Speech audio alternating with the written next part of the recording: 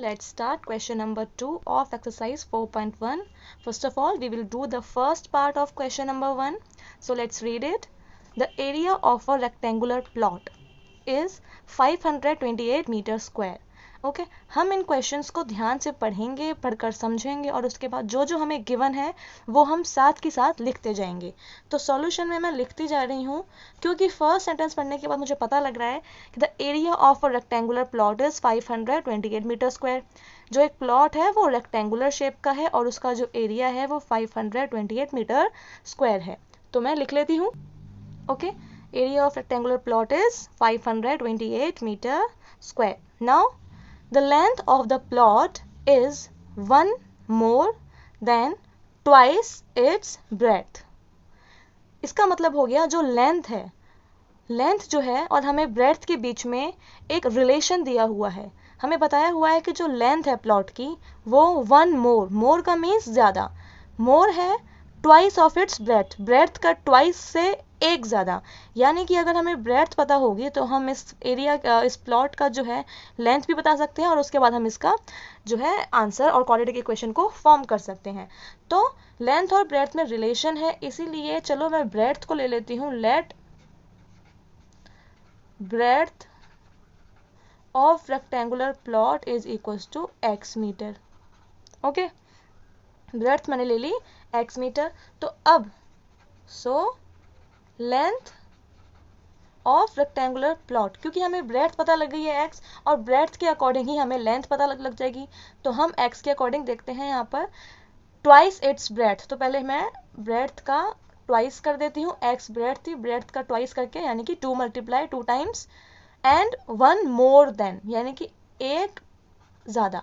जो लेंथ है वो है 1 more than twice of its breadth. जब भी ट्वाइस या थ्राइस होता है तो इसका मतलब होता है 2 टाइम्स और 3 टाइम्स, और टाइम्स जहाँ भी होगा वहाँ हम करते हैं मल्टीप्लिकेशन. और जब भी मोर होगा, मोर का मतलब होता है ज़्यादा और लेस का मतलब होता है कम. तो जब भी मोर और लेस होगा तो मोर पे हम करेंगे प्लस और लेस में हम करेंगे minus. Okay, so we got our length 2x plus 1 meter.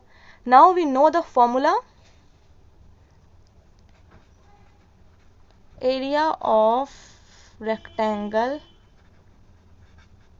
is equals to length multiplied by breadth. Now length is 2x plus 1 and breadth is x. Length is 2x plus 1 and breadth is x. And what is area of this rectangle? Area is 528. Okay, now we will solve this. मैं इसको interchange करके लिख लेती हूँ. मैं इसको ऐसे लिख लेती हूँ. ये दोनों ही कैसे भी लिखेंगे हम, ये दोनों इक्वल ही होते हैं. Okay, now I will multiply x with 2x and then x with 1. तो x मल्टीप्लाई 2x, फिर ये वाला प्लस, फिर x multiplied by 1. This will be 528. So it will become 2x square plus x is equals to 528. इसको मैं right hand side से left hand side लेकर आऊँगी तो इसका प्लस का है तो साइन इसका चेंज हो जाएगा. तो ये हमारी क्वाड्रेटिक इक्वेशन बन गई है. हमें इन क्वेश्चंस में क्वाड्रेटिक इक्वेशंस ही बनानी है, हमें उन इक्वेशंस को आगे सॉल्व नहीं करना है. सो this is our required quadratic equation. Okay, our second part, we will read it and solve it. The product of two consecutive positive integer is 306. दो consecutive positive integers हैं जिनका प्रोडक्ट है 306. Okay, सबसे पहले आपको पता होना चाहिए कि consecutive numbers होते क्या हैं. कॉन्जिक्यूटिव नंबर्स होते हैं वो जो एक साथ आते हैं, लगातार आते हैं. जैसे 3 के बाद 4, 5, 6, ये जो नंबर्स हैं ये लगातार आते हैं और ये कॉन्जिक्यूटिव बोलते हैं हम इनको. ओके, अब हमें बोला हुआ है कि product of two consecutive positive integer is 306. हमें बोला है कि प्रोडक्ट है दो कॉन्जिक्यूटिव पॉजिटिव इंटीजर्स का 306, लेकिन हमें वो दो पॉजिटिव कॉन्जिक्यूटिव नंबर्स को नहीं बताया गया है. तो मैं इसको यहाँ पे हम ले लेते हैं यहाँ पे लेट फर्स्ट कॉन्जिक्यूटिव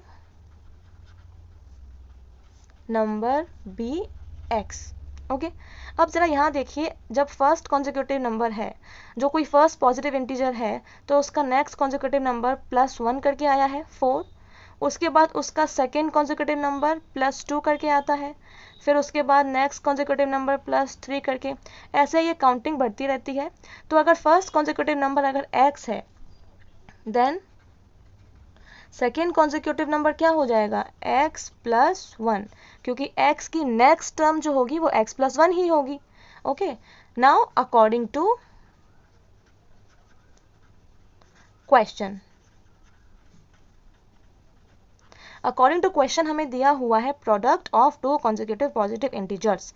ये दोनों का प्रोडक्ट, फर्स्ट पॉजिटिव इंटीजर है x, सेकेंड पॉजिटिव इंटीजर है x+1, इन दोनों का product is 306. Okay, now we'll solve it. Multiplying x with x, then this plus will come, and then multiplying x with 1, and here 306 on the right hand side. X multiply x will be x square, and this will become x, and this is 306. अब 306 को मैं right hand side से अगर left hand side पे लेकर आऊंगी तो वो हो जाएगा, यहाँ प्लस का है तो यहाँ आके हो जाएगा माइनस का। ये जो क्वाड्रेटिक इक्वेशन है हमें मिल गई है, इसके आगे ये सॉल्व नहीं होगी। सो this is our required quadratic equation. Okay, third question, third part of question number 2. Rohan's mother is 26 years older than him. Rohan की जो मदर हैं वो 26 ईयर्स ओल्डर, जब भी ओल्डर आएगा तो हम उसमें ऐड करते हैं एज को। ओके, तो रोहन की मदर जो है वो 26 साल बड़ी हैं रोहन से, यानी कि अगर हमें रोहन की एज पता होगी तो हम रोहन की मदर की एज 26 को प्लस करके निकाल सकते हैं। ठीक है, तो हम यहाँ ले लेते हैं let Rohan's age is equals to x years. अब रोहन की एज अगर x ईयर्स है तो देन रोहन्स मदर्स एज, ठीक है, according to question Rohan's mother age is 26 years older than Rohan. So we will add 26 in Rohan's age. Older means we will add. Now the product of their ages. अब उनकी ages का हमने product किया है, लेकिन उनकी present age का नहीं। 3 years from now, after 3 years जो उनकी age होगी और उनका हम जो product करेंगे तो वो आएगा 360। तो हम present age से आफ्टर 3 इयर्स की एज निकालते हैं। आफ्टर 3 इयर्स रोहन्स एज, देखो जैसे ही 3 साल बाद रोहन की एज होगी उसमें 3 साल प्लस हो जाएंगे, रोहन 3 साल बड़ा हो जाएगा। अभी आप अगर 12 साल के हो, 3 साल बाद आपको आप 15 साल के हो जाएंगे, तो 12 में 3 प्लस किया तभी तो 15 ईयर्स आएगा। तो अगर अभी रोहन x ईयर्स का है तो आफ्टर 3 इयर्स उसकी एज होगी, वो होगी x+3 ईयर्स। ओके, और रोहन की मदर की जो एज होगी, मदर्स एज, जो अभी प्रेजेंट एज है वो है x+26। After 3 years will be 26+3, this will become x+29 years. Okay, so according to question, okay, the new age is x+3 and x+29. Age of product is 360. Now we will solve it. x+3 और x+29 को हम multiply करेंगे, तो x को हम multiply करते हैं x+29 से, फिर +3 and then again x+29 is equals to 3. Multiplying this 29 multiplied by x, 3 multiplied by x, and 29 multiplied by 3 is equals to 360. This will become x square plus 29x plus 3x plus 87, and this is 360. Okay, now हम same constants को plus कर देंगे, same variable वाले numbers को plus कर देंगे। 29 + 3 32x plus 87, और ये प्लस का 360 अगर मैं लेफ्ट हैंड साइड लेकर आऊँगी तो ये हो जाएगा माइनस का 360, ये हाँ हो जाएगा 0। सो x² + 32x प्लस माइनस हो जाएगा माइनस, प्लस माइनस हो जाएगा माइनस, और साइन आएगा माइनस का, तो ये आ जाएगा 273 which is equal to 0। So this is our required quadratic equation for the question number 3rd part of question 2. Okay, this is question number 4. A train travels a distance of 480 kilometre. एक train travel कर रही है distance of 480 kilometre. तो हम लिख लेते हैं solution में कि डिस्टेंस जो है वो है 480 kilometre. Okay, at a uniform speed. If the speed had been 8 km per hour less, then it would have taken 3 hours more to cover the same distance. We need to find the speed of the train. हमें distance दी हुई है और हमें यह बताया हुआ है कि अगर उस ट्रेन की स्पीड को हम 8 किलोमीटर पर आवर से कम कर देते हैं तो पहले जो टाइम ले रही थी उस टाइम से अब वो 3 घंटा ज़्यादा, 3 hours मोर। अगर 8 kilometre per hour speed less कर देंगे तो नया जो टाइम होगा वो 3 hours मोर होगा। डिस्टेंस हमें दी हुई है 480 किलोमीटर और हमने ये लेट कर लेते हैं कि let speed is x kilometre per hour. Okay, now time will be with speed distance formula, time will come distance upon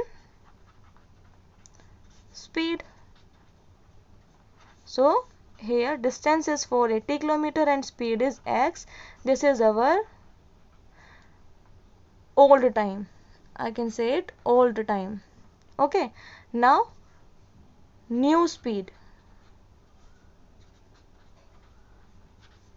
new speed is, जो पुरानी स्पीड थी x, उससे हमने 8 किलोमीटर जो है वो कम कर दिया है। तो this will become 8 kilometre per hour, sorry 8x minus 8 kilometre per hour. Distance is same, ठीक है ना, जो रास्ता पहले कवर कर रही थी वही रास्ता अब कवर कर रही है, तो डिस्टेंस तो सेम है, रास्ता तो सेम। नाउ न्यू टाइम, क्योंकि हमने अब स्पीड को कम कर दिया है तो टाइम ज़्यादा होगा।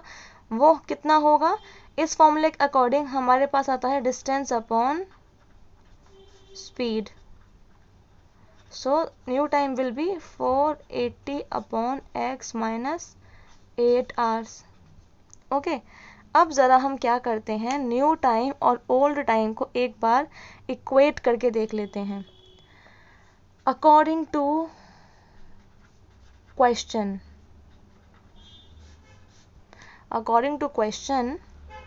हमें बोला हुआ है ओल्ड टाइम है 480 upon x hours and new time is 480 upon x minus 8 hours। ठीक है, पुरानी वाली स्पीड के अकॉर्डिंग नई वाली स्पीड में हमने 8 किलोमीटर कम कर दी थी, जिसकी वजह से नया टाइम जो है वो 3 hours ज़्यादा ले रहा था, यानी कि पुराने वाला टाइम 3 घंटे कम था। इन दोनों को इक्वल करने के लिए अगर हम पुराने वाले टाइम में 3 प्लस कर देंगे तो ये वाला टाइम इक्वल हो जाएगा। मान लो एग्जांपल ले लेते हैं, मान लो ट्रेन ले रही थी पहले 12 घंटे, लेकिन 8 किलोमीटर पर आवर की स्पीड कम करने के बाद ट्रेन अब ले रही है 15 घंटे। ठीक है ना, तो 15 और 12 को इक्वल करने के लिए मुझे +3 करना पड़ेगा, इसलिए मैंने पुराने वाले टाइम में +3 कर दिया है। Now we will solve it. We will take LCM.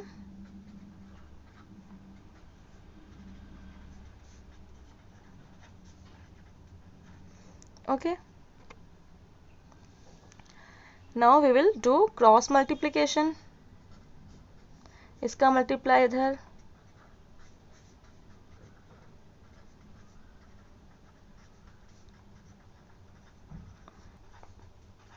so after solving the whole equation we will get this as our quadratic equation.